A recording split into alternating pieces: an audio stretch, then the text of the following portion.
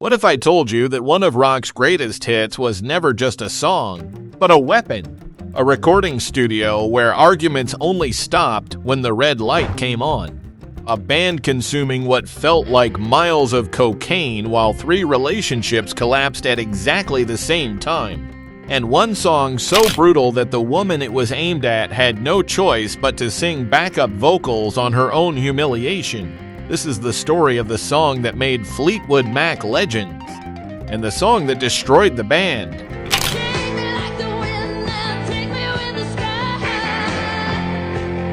And it doesn't begin with fame.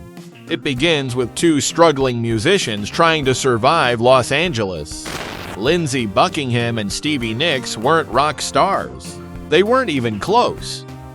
When they first met in California, neither could have imagined that decades later, they would become one of the most famous musical pairings in history.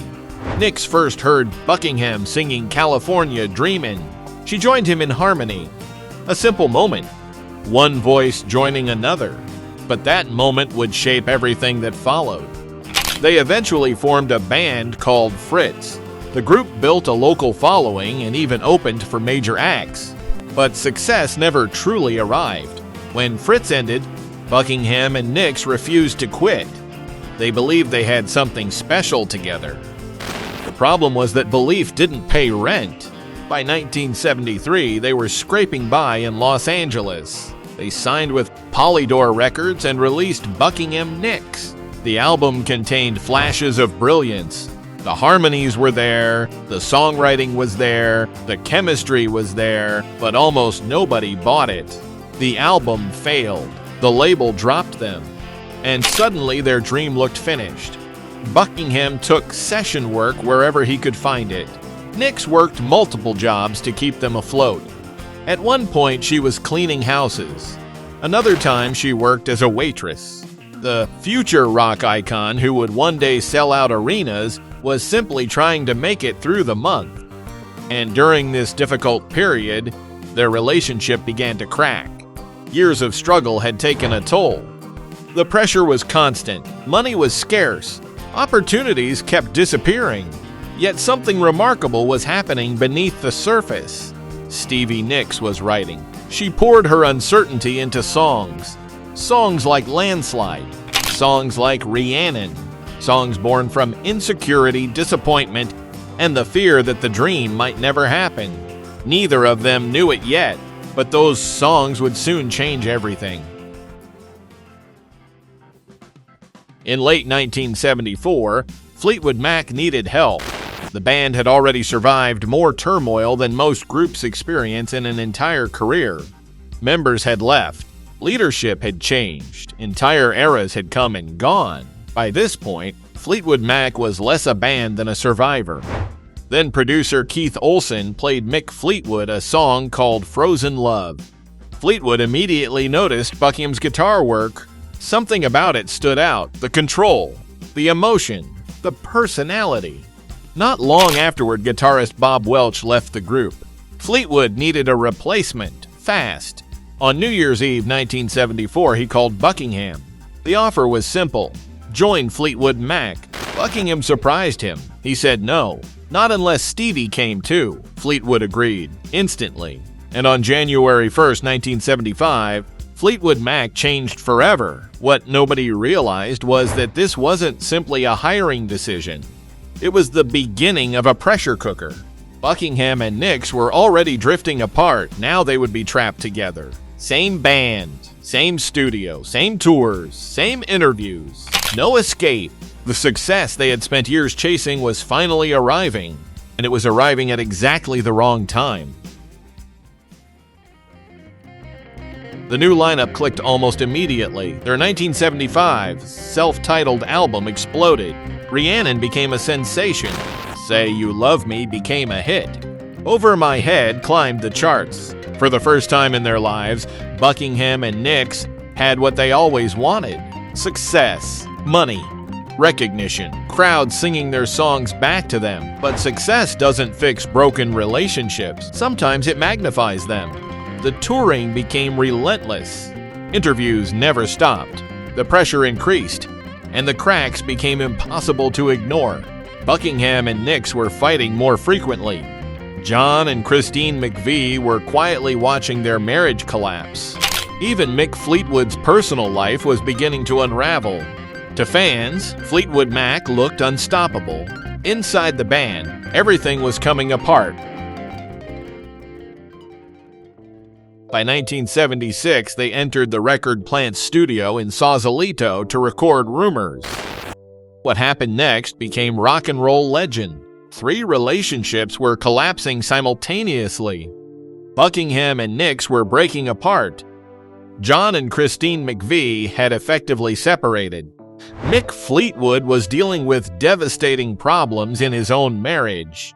The atmosphere inside the band was unlike anything most recording engineers had ever witnessed. People weren't simply writing songs, they were writing about each other. And everyone knew it. Imagine recording an album where every lyric is aimed at someone standing across the room. Imagine hearing your relationship dissected line by line while microphones captured every emotion. That was Rumors. The songs weren't inspired by heartbreak. The heartbreak was happening in real time. And somehow, instead of destroying the music, it sharpened it. Cocaine became a constant presence. Not a party, not a celebration, a routine, a way of surviving another session, another argument, another day. Years later, members would openly admit how deeply it had become woven into the recording process. The miracle isn't that Rumors became a masterpiece. The miracle is that it was finished at all. If I could, baby, I'd give you my world.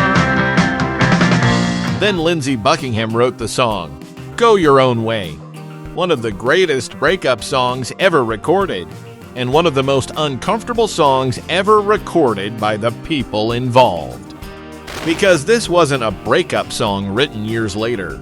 It wasn't reflection, it wasn't closure. It was happening right now. The wound was still open. Buckingham poured frustration, anger, confusion, and resentment into the lyrics. Stevie immediately understood what was happening, especially one line. Packing up, shacking up is all you want to do. She hated it. She insisted it wasn't true. She asked him to change it. He refused. And that refusal became permanent. Because now the lyric was part of the song. And the song was becoming a hit. What makes this story extraordinary isn't that Buckingham wrote the lyric. It's what happened afterward. Stevie had to sing it every night for years. Think about that. Most people never have to publicly relive a breakup.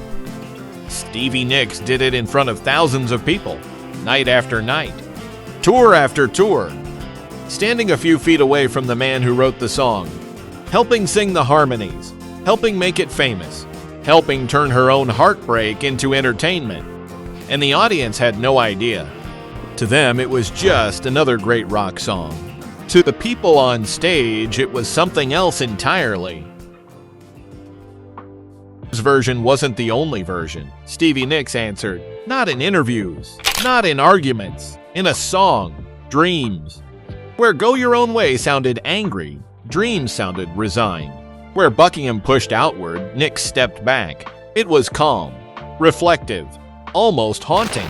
Yet beneath the surface, it carried the same emotional weight.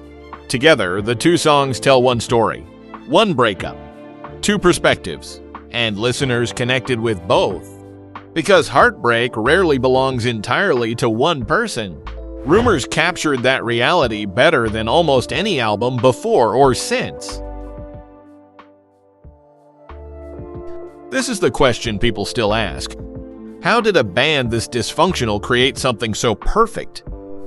Part of the answer was talent. Part of it was tension. Buckingham obsessed over arrangements. Christine McVie provided stability.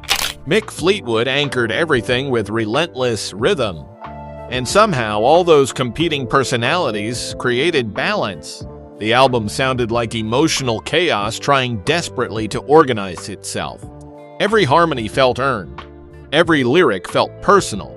Every song felt real. The music worked because the emotions behind it were real.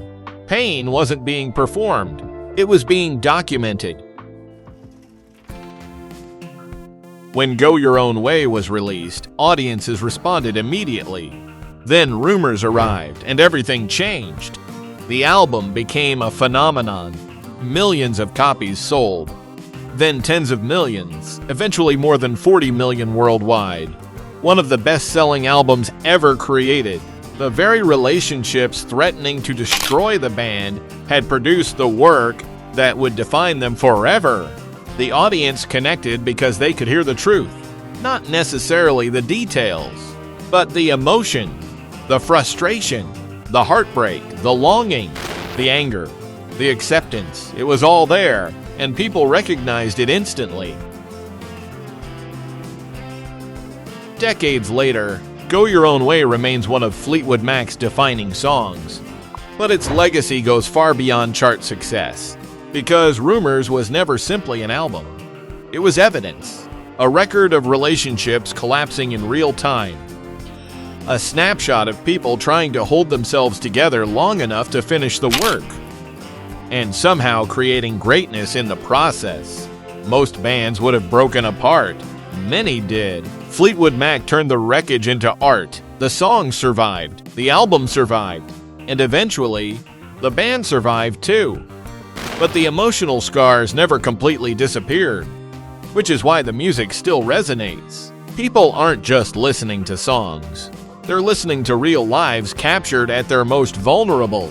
And maybe that's the reason Rumors still feels alive nearly 50 years later. Because beneath the harmonies, beneath the hit singles, beneath the legendary success, you can still hear the truth. A masterpiece was being created. At exactly the same moment, everything else was falling apart. What's your memory of Fleetwood Mac? Drop it in the comments. And don't forget to like and subscribe for more stories from rock's greatest era.